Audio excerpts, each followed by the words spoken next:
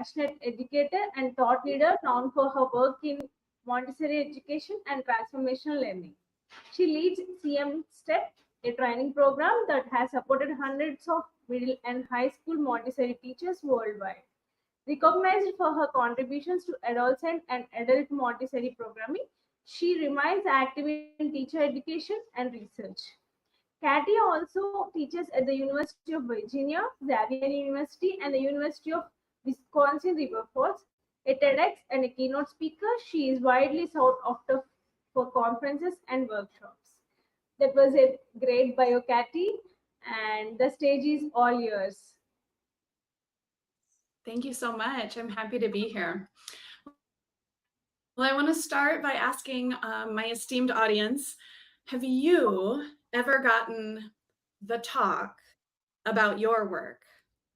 So I'll never forget the first time my husband sat me down, and it started, as the talk always does, with, Katie, I'm telling you this because I love you. And that's when I knew I was in trouble. He would continue, and I want to support your work because I know how much it means to you, but I'm worried. So I decide I had better move to the kitchen table, the best spot for these kinds of talks, and then I try to stay present to something I am quite certain I do not want to hear. My love continued. You're keeping crazy hours and you seem so stressed. You always say next week will be better, but next week is never better. I'm trying to stay present here at the kitchen table, but I'm getting my dander up just a little bit too. But then the talk finishes with, and I just miss you. And that hurts, especially when I realize that he's right. But what hurts even more is when I realize I miss me too. I miss the novels I'm not reading, the road trips I'm not taking, the coffee dates I'm not having. But you know, I love my work. I really do. Like many of you, I'm a business owner, maybe a professor, I'm a teacher, I'm an entrepreneur. So people count on me for things. And so I'm just wondering if any of you have ever felt the tension that I was feeling in that moment. That's what I want to talk about today. That tension of feeling passionate about my work and the impact I know I can make, but also not wanting to lose myself to that work. And let's be honest, if you're here, you're probably building things. Maybe you're building a company, a product, a team, a reputation. And yes, we're building revenue, but behind all of that, I believe, is a deeper drive. Most of us are building something because we believe in something. We're building it because we believe in it. We want to make a difference. And we know that our unique brand of magic is something that the world needs.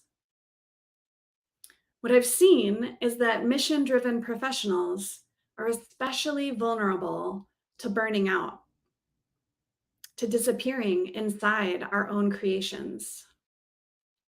So we're going to talk today about how we can avoid that, how we can scale and grow and build and lead, and then still come home to ourselves at the end of the day. Because we only have one tiny and treasured life on our planet.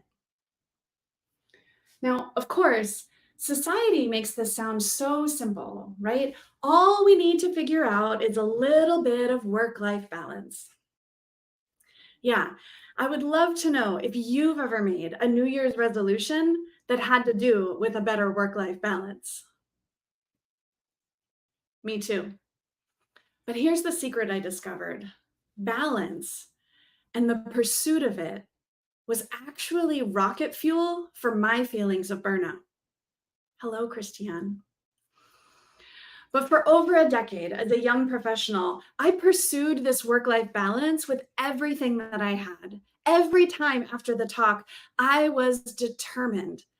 It was like a puzzle to solve or a competition to win, and I was going to try whatever it takes. First up for me was strict rules. Rules for when I would answer emails, rules for when I would leave work, rules for what weekend activities or conversation topics were allowable. That made me a riot at parties, let me tell you. Now, don't get me wrong. These boundaries that we set around our work can be important. But what I didn't realize was that I was trying to find more freedom and more joy in my work through restriction, through legalism. And that was a special kind of silliness. But even so, if any of the better balance plans that I had ever made had actually worked, then I would be here on this stage telling you about, the 5 a.m. club or the Pomodoro technique or whatever new situation might bring us that peace. But no matter how determined I was, I inevitably found myself back at the kitchen table, having another version of the talk with my husband and trying to figure out what I was missing. I was missing me. So maybe this sounds familiar to you. Maybe you've gotten the talk from your loved ones. Maybe you've tried over and over to reorganize your life in search of this elusive work-life balance. And if so, I want to tell you, hear me now, there's nothing wrong with you. Whether you've been struggling your whole working life or whether it's a more recent struggle for you, it's not your fault that you haven't found the elusive work-life balance. Because as I've come to believe with all of my heart, work-life balance is a lie. It simply doesn't exist. Possibly not for anyone, but definitely not for us. Because for people like us, our work is probably not just a trading of our life hours for a paycheck, though our paychecks definitely matter. But for most of us in leadership positions, we don't get to clock out at the end of the day. And even more than that, we know that our work is how we make a difference. It's the place where our unique personality, our skills, our experiences meet the needs of the world. So let's dig into this idea for a minute, because I think we've been told this work-life balance lie for so long. I really want to unpack it together. And I have two problems with the idea of balance. The first one is that it implies that work and life are wholly separate constructs. It brings to mind for me like a giant scale with something called life on one side that's supposed to be the opposing counterweight to something called work on the other side. And so they are non-overlapping discrete elements. But to separate our work and our lives is impossible because our work is an important part of our lives and our lives are an important part of our work. I want to say that again. Our work, it is an important part of our lives, but also our lives are an important part of our work because who we are matters. And we bring all of our experiences, all our talents, all our dispositions to serve our work as well. But there's a second issue that I have with this idea of this balance image. And that's that it implies that there's a correct proportion of life to counterbalance whatever amount of work we have going on in our lives. It suggests maybe like there really is a right answer, a set ratio. And if we could just find it, we would magically feel the delight of this thing called balance. And that reminds me of how food scientists have a bliss point that they work hard to find so that we keep buying and eating foods that we know aren't that great for us. But these food scientists, they tinker and tinker, and they're looking for the exact right amount of salt, fat, sweet, and crunch that's going to make that food irresistible. They do study after study to find this bliss point, the point at which the food has maximum craveability. But here's the thing. Your life is not a potato chip. There's no magic point of balance that's going to provide ultimate bliss. There's simply no universal ratio that's true for all people or even the same person across their whole lifespan. Because we all have seasons of our lives, various chapters, And so our work is going to adapt and change as we do. But I'll be honest, it took me a decade of being a Montessori teacher to realize that applying a Montessori perspective of work to my life could make a huge difference. And since most of you probably don't know me, I want to let you know that it has. I've been running my organization for over a decade now, and we've grown it to what I'm pretty sure is now the largest secondary Montessori training program in the world. I've launched a speaking career where I get to help mission-driven professionals reconnect to themselves. And my book, which is called Alignment, a Montessori approach to reimagining work-life balance, will land on doorsteps all over the United States this fall and in other parts of the world a little bit after that. But even with all these initiatives, I've stayed connected to the teaching work that I love, working with undergraduates at the University of Virginia. All of it has been a blessing and an honor in my life. And so I do have a full life. It's one that feels just right for me. But I want to say that I also don't burn the candle at both ends. And you don't have to either. So in the last year, even with these book deadlines and teaching requirements and day-to-day business needs, I've averaged 8 hours of sleep a night. I've maintained my most important relationships.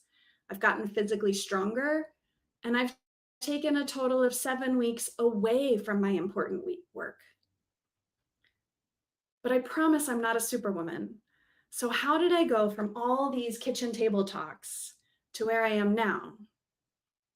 Well, everything shifted for me when I went from seeking work-life balance to creating alignment in my life.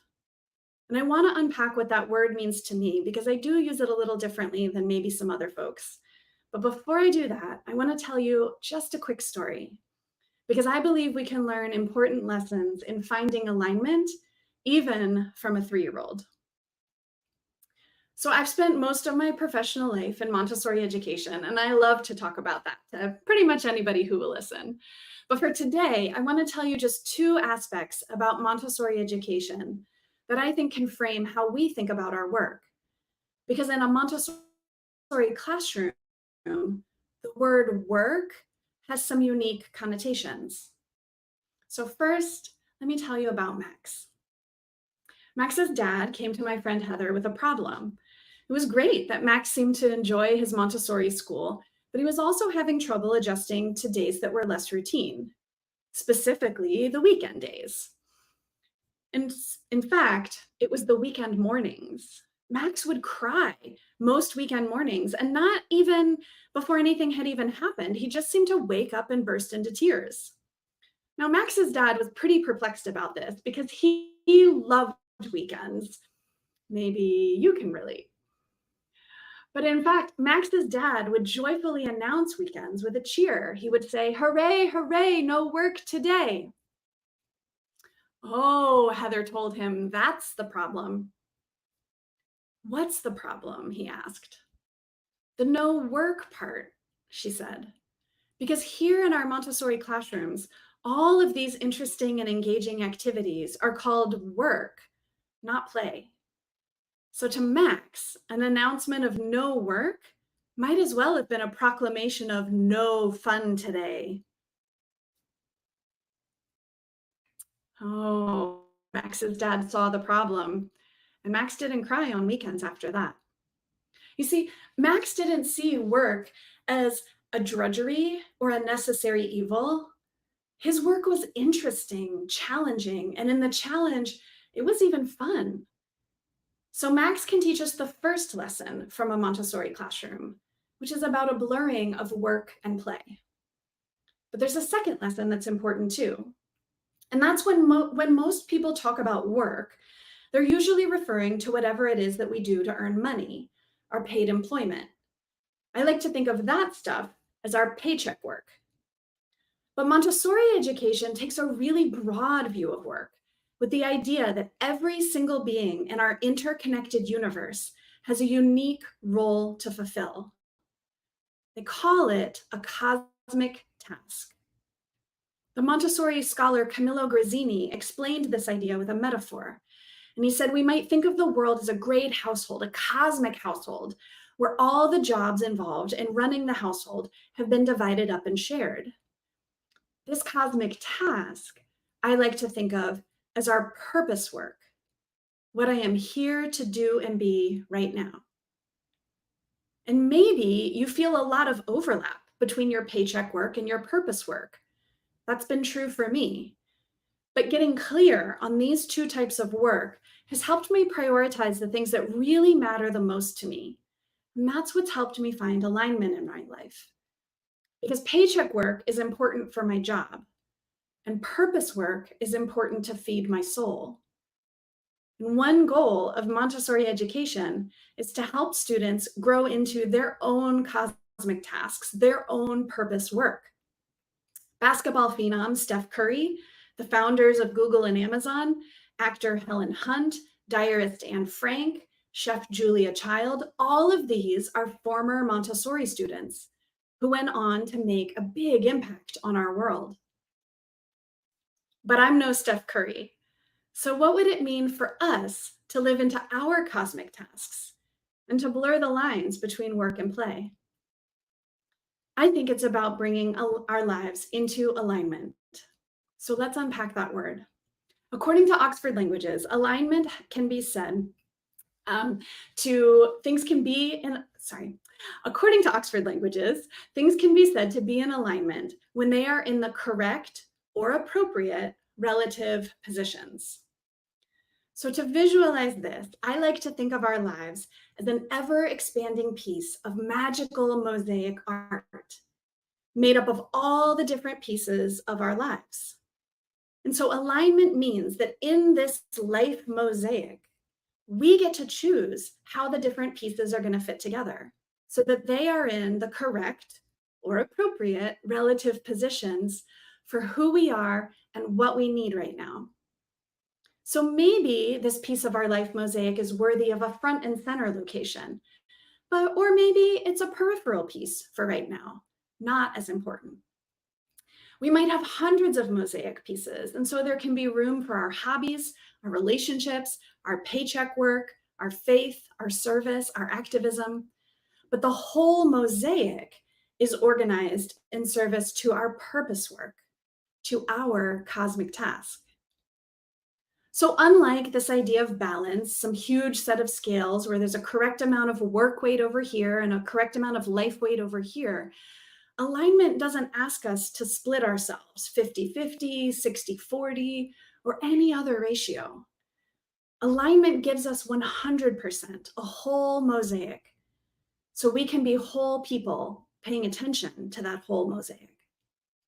And over the course of our lives, our alignment will shift with us. We can arrange and rearrange our pieces. We can grow them or shrink them. We can lose pieces or welcome them back. We can add brand new pieces. We can even grow our mosaic all together, creating even more space for the things that we love. And that's the transformational learning that you're talking about in the chat. So right now, I want you to think, what's one word that signifies an important piece of your life mosaic? It could be anything, because your personal growth and your professional growth go hand in hand.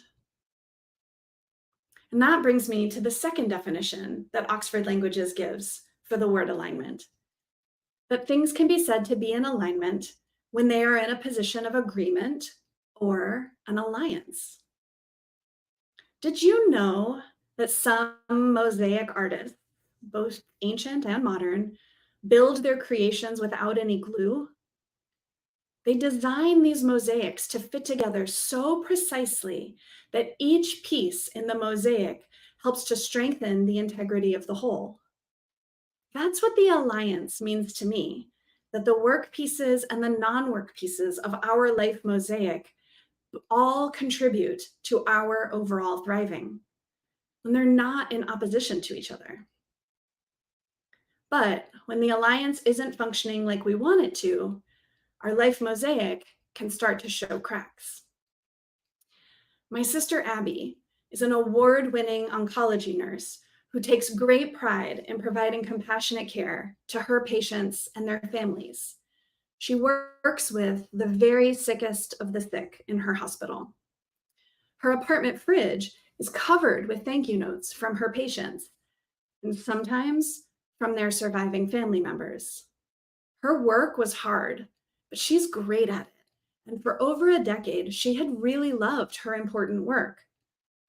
But a number of years ago now, Abby called me in tears. And she asked me, "𝐑𝐞𝐧𝐶, how do you know when it's time to quit your job?" My mind raced. I thought about all the patients she had cared for and all the patients she had yet to care for, all the thank you notes that were yet to be written. How do you calculate the loss when someone like that walks away? Because we know even small things can have a huge impact. Have you heard of the butterfly effect? It's a part of chaos theory, but poetically, it's the idea that when a butterfly flaps its wings, it might cause a hurricane on the other side of the world. And Abby's heart was breaking because it wasn't just any time. It was the fall of 2020, and she was no longer sure she could continue in her profession. But here's the thing. It wasn't just the work pieces of her life mosaic that were amiss. Yes, her hospital was overwhelmed during the COVID pandemic, and it was a really scary time to be a healthcare professional. But her non-work pieces of her life were broken or maybe absent as well. Her beloved dog had just died. Her gym was closed. She hadn't seen any of her friends or family for months, so her days off had been lonely. Abby came to see that many of her life mosaic pieces were not supporting the alignment of her life. And so while it wasn't fast or easy over time, she made both internal shifts that she could make herself, like working on relationships and getting support. And then she also made some external shifts, changing up her day-to-day work, getting new training and new experiences to better support her. And I'm happy to say that Abby didn't walk away from a profession that she loved.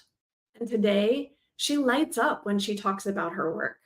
She still works 2 days a week at that same hospital as an oncology nurse, but she's also launched a nurse coaching career, working as an entrepreneur that's deeply aligned with her purpose work and her cosmic task, which is to provide compassionate care to people who are touched by cancer.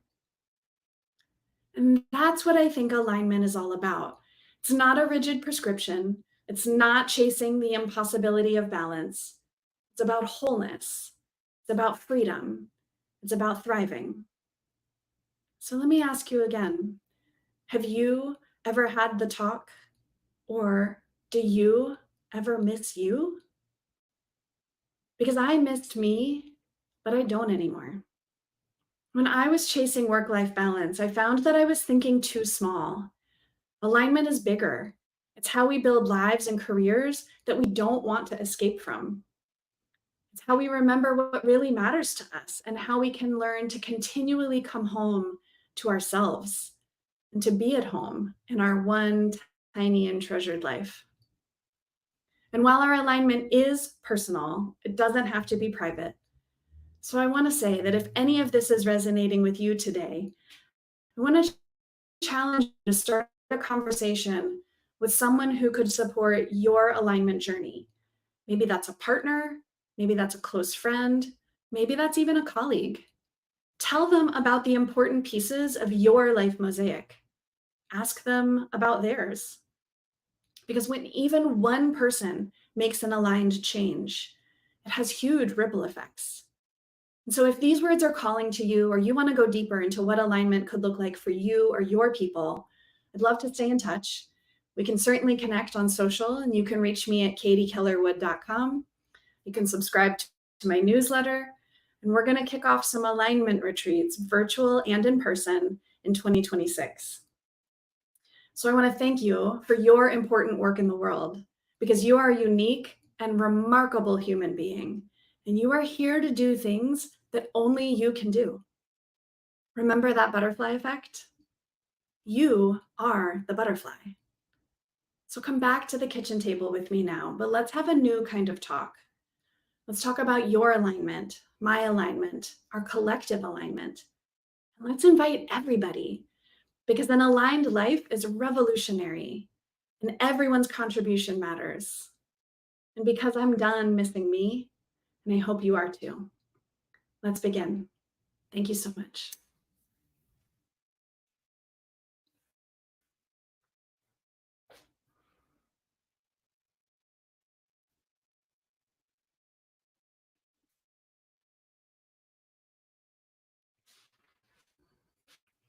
I love these questions in the chat. So many beautiful questions. I won't be able to get to all of them. I do think daily practices are critical. My book talks through a whole alignment process. My TEDx that you can find, Work-Life Balance is a Lie, so you can find that on YouTube, also speaks to a little bit of how we can move through that alignment process, internal shifts and external shifts. But it always starts with noticing. It starts with those personal practices to really pay attention to our life mosaic and what really matters to us. Thank you so much. Yes, Kathy, thank you for your valuable time. And we have a few questions from our audience, Kathy. I want to ask you one of them. Great. Okay. What was the biggest challenge in your transition from teaching to business? That's a great question. There were many challenges. So I had been a teacher. I had honed those skills for a long time, and then becoming a teacher trainer. Obviously, the teaching still applied. My work as a professor, it still applies. But running the training program now for 10 years and growing that, I really had to work with a team. I had to learn how to read a balance sheet. I had to learn, how some of those different, business sides of things work. U.S.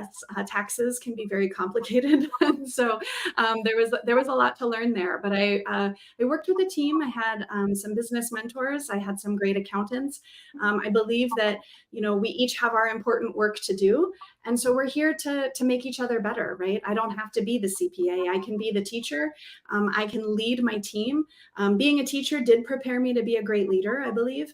But the business side of things did take some time to learn. Thanks for that. That was really a great journey, Kathy. And thank you so much for being here. And please be on the backstage and please join our next session. Yes, thank you so much. Thank you for everyone who's left some kind notes in the chat. I really would love to stay connected. Thank you so much. Thank you so much. Bye-bye.